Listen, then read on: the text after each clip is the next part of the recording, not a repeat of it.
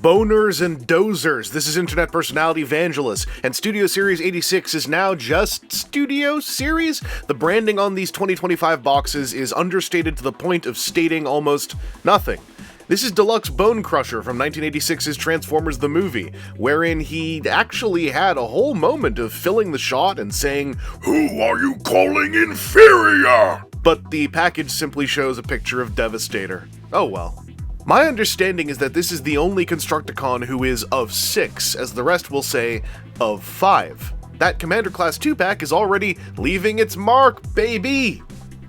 This video was sponsored in part by ToyHacks.com. Use the code DEMIVANGELUS through the month of June 2025 for 15% off your order of labels and other paraphernalia. Using the code supports the channel. Supporting the channel feeds the machine. While making this video, I found out about the misassembly on Bonecrusher, which is, you see those two little dimples there? Those are supposed to be on the other side. There's divots up there, so you gotta remove 2 screws. One's easy to get at, the other one is very hard to get at. You can get in there with a watch screwdriver, apparently, at an angle. I don't have one handy, so I'm just gonna pop the pin out with my automatic center punch. It still works, makes a bunch of noise, but with a pair of pliers, my fingers don't work there, with a pair of pliers I was able to get the pin out.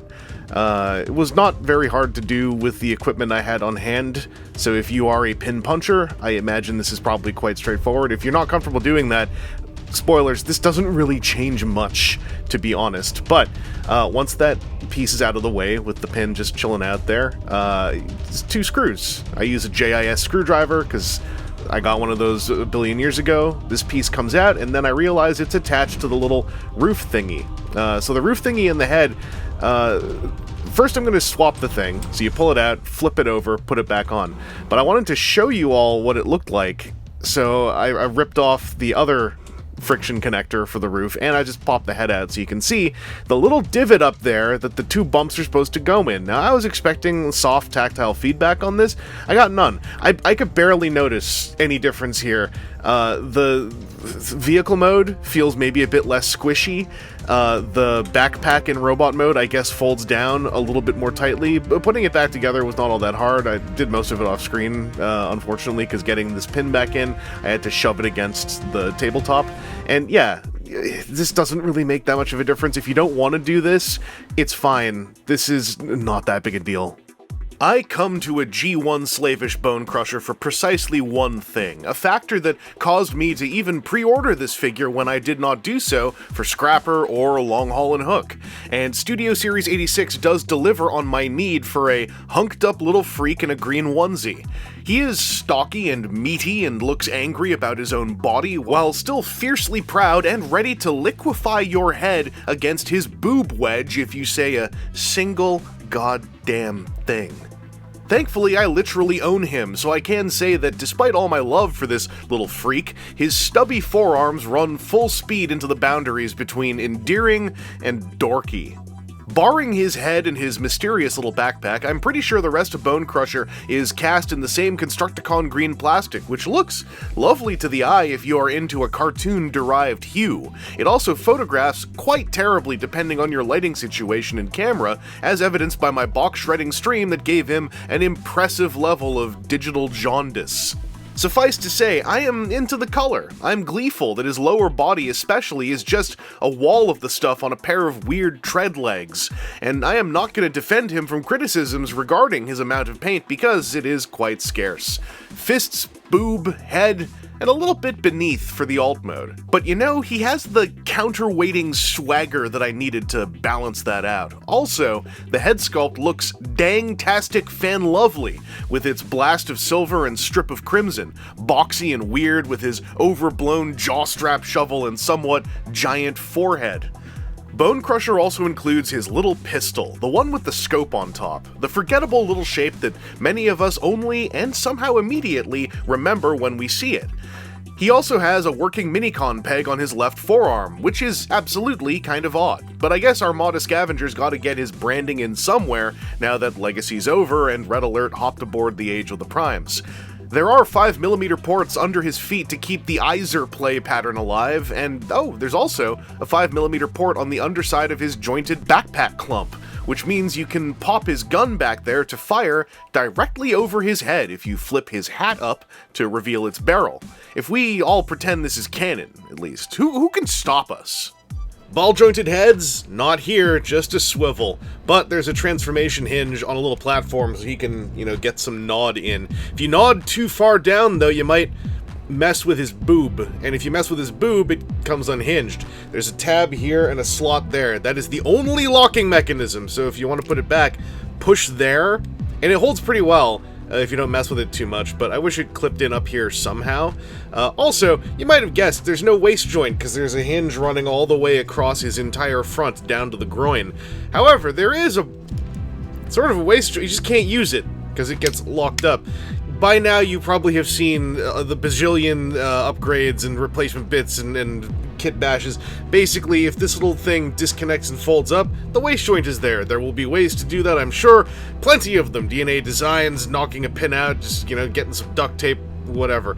Over here on the shoulders, there's a big medium ball socket joint with a big cut so he can fully T-pose, assert the dominance that is Bonecrusher in his Sunbow onesie form, and he can swing his fists around to crush bone. He's got a slightly bigger, yeah, maybe the same size, optical illusion, ball socket elbow. So he has that inbuilt ball socket elbowable bicep swivel dealy, which someone is going to say, that's actually an elbow swivel. Like, sit down and drink water. There is also a little pin hinge up here that allows for a double jointed elbow in the wrong direction. Now you can pop ball socket joints off all over the place if you want them to be functional in robot mode. You then will have to redo all of that to turn him into his alt mode. I don't want to bother. I don't care enough. I guess the sculpting on both sides of this would change if you do that too. Anyway, that's 1 and 2 joints that are really neat and actually they're just not usable, which is sort of annoying. On the bright side, he can, thanks to cutouts here on his big ball joints, fully do the splits, which is always a fun time, especially with a fella like Sunbow Bonecrusher who really has no business doing this, which makes it look even better. There's a dedicated thigh swivel cut with a mushroom peg at the top. The tread legs have a knee joint. It just bends 90 degrees. However, it stops there, then clicks in. Very odd. You might have noticed a lot of my B-roll footage, I do not have it in this, slightly bent position, because I think it looks silly. It's fine, but again, G1 Sunbow Bonecrusher is such a massive dominant that I want to just see these, trees of tread if he's just standing in different postures. And thankfully, due to his having, a toe and a heel that both hinge around, you can adjust these things to bipod to account for whatever position he may be in. And there's an ankle tilt to boot. It also clicks over like this. I never really need it to go that far. I'm fine with it just coming out to here. But very odd detent systems, I think, just to ensure that the treads stay as stock stick as possible. Also, his third arm back here can swing out and do this. And there's a 5mm hole there. Very strange. Anyway, Bonecrusher articulation is fine. However, I am eyeballing some of the solutions people are inventing for him, because I would like that waist joint back. And while I'm okay with his very funny arms, I mean, yeah, the little extendo thing, sure. That DNA design shoes, though, those things look really stupid. I get it, but I'm fine with this. The shoes are just solving a problem that I don't really think exists. He stands fine. He can, stand on one leg. Oh, that's right. Bonecrusher turns into... what? An alt mode? That's right! Bonecrusher transforms up to my expectations, which is to say, he is not complex, but still does something of note at each major beat of the toy's primary conversion rhythm. I am very happy to see that he does a fair amount of torso reshaping, using multiple hinges along his spine and on the boob wedge's base to be a little bit more than a guy who lies down on top of his legs. It's worth noting that there are a fair number of comfy and sometimes asymmetrical tab and slot lock spots on Bonecrusher's alt mode, which only feeds my wish that there were just as many for his bot mode shoulders and boob wedge. Is this a bulldozer? Hell yeah! A goofy little toy one, sure, but a bulldozer nonetheless. Truthfully, it's just the wee little dozer blade that goofs the game up. A teeny concave triangle that is neither tall enough nor wide enough to seem terribly useful for any long-term construction function. But if you consider that Bonecrusher possibly only uses this to bully and murder, it gets a bit more fun. And even more fun if you stick a gun up on top. Or even a hypothetical minicon on that peg, which is clearly supposed to be some kind of tiny smokestack exhaust.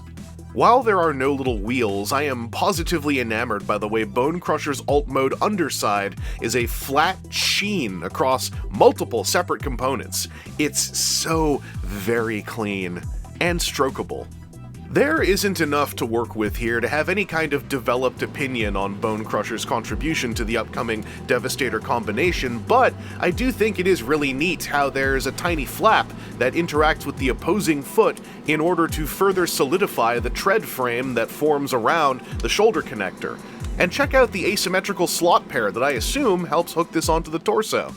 The shoulder and elbow joints are present now, and hey, they work. I hope it all comes together nicely, because that is a better outcome than all of it coming together poorly or middlingly. Look, I know everybody wants to dive straight into talking about these guys as direct comparisons to Combiner Wars Devastator, but I am just so disinterested in doing so without a full team. You couldn't buy Combiner Wars Bonecrusher on his own without getting into the secondhand market, and that kind of vigilantism is simply beyond my purview. If I finish buying this Studio Series-ized version of the team, then I'll film some decade-divided toys together. But as a standalone deluxe, Bonecrusher is aggressively fine. And he's the guy I am the biggest aesthetic cheerleader for.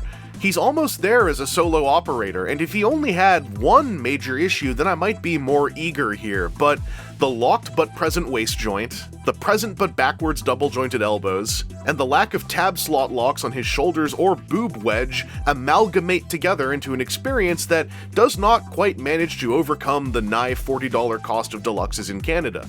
I'm digging him and his unforeseen beefy volume, I'm happy enough to have him, but I don't really feel like a winner, just a survivor. Age of the Prime's Vortex, he ain't. Quite.